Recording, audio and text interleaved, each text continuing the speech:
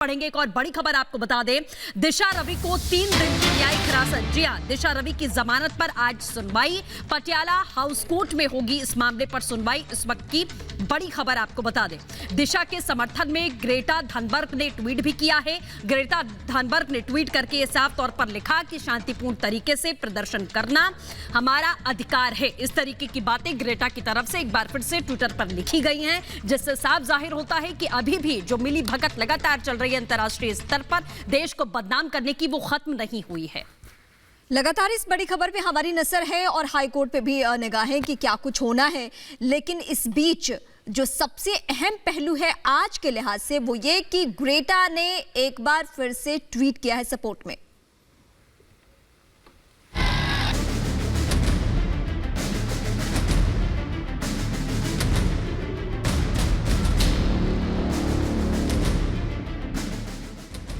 किसान आंदोलन की आग में टूल किट का पेट्रोल छिड़कने वाली ग्रेटा थनबर्ग अपनी हरकतों से बाज नहीं आ रही।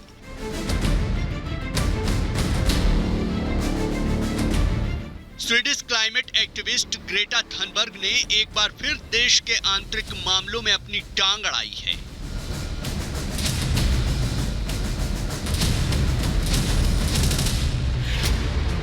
इस बार ग्रेटा ने टूलकिट केस में गिरफ्तार मास्टरमाइंड दिशा रवि के समर्थन में ट्वीट किया है और भारतीय न्यायपालिका पर सवाल उठाए हैं।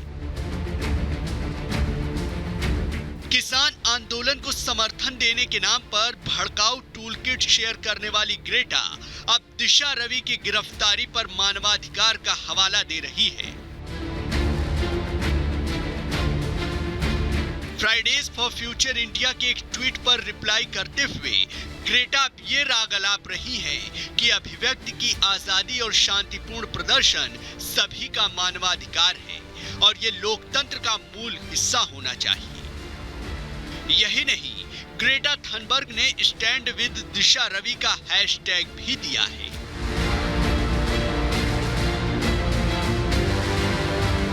दिशा रवि के केस में ग्रेटा के इस तरह ट्वीट पर ट्वीट करने से इसमें विदेशी साजिश की बू आ रही है, क्योंकि किसान आंदोलन को लेकर भारत को बदनाम करने की विदेशी प्लानिंग लगातार चल रही है और ग्रेटा थनबर्ग उसी साजिश का हिस्सा है।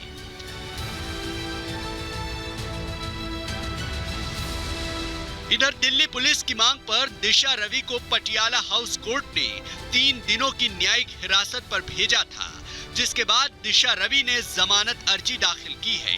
आरोपी दिशा रवि की जमानत याचिका पर आज पटियाला हाउस कोर्ट सुनवाई करेगा। फिलहाल दिशा 22 फरवरी तक न्यायिक हिरासत में है, लेकिन इस बीच दिशा रवि के समर्थन में ग्रेटा थनबर्ग के ट्वीट ने एक बार फिर इस बात की ओर इशारा किया है कि टूल किट केस में साजिश की जड़ें बहुत गहरी है। Bureau report, Republic Bharat. और इस वक्त हमारे सहयोगी अखिलेश राय इस वक्त जुड़ रहे हैं। अखिलेश, ऑलरेडी दिशा न्यायिक हिरासत में है और आज जो सुनवाई होनी है या फिर हो रही है, ये एक अपडेट भी दीजिए और कैसी दलीलें निकलकर सामने आ रही है दोनों पक्षों के वकीलों की तरफ से, ये इस पर भी फोकस कीजिए। देखिए, पटियाला हाउस कोर्ट के में आज सुनवाई इसकी जमानत पे होनी थी।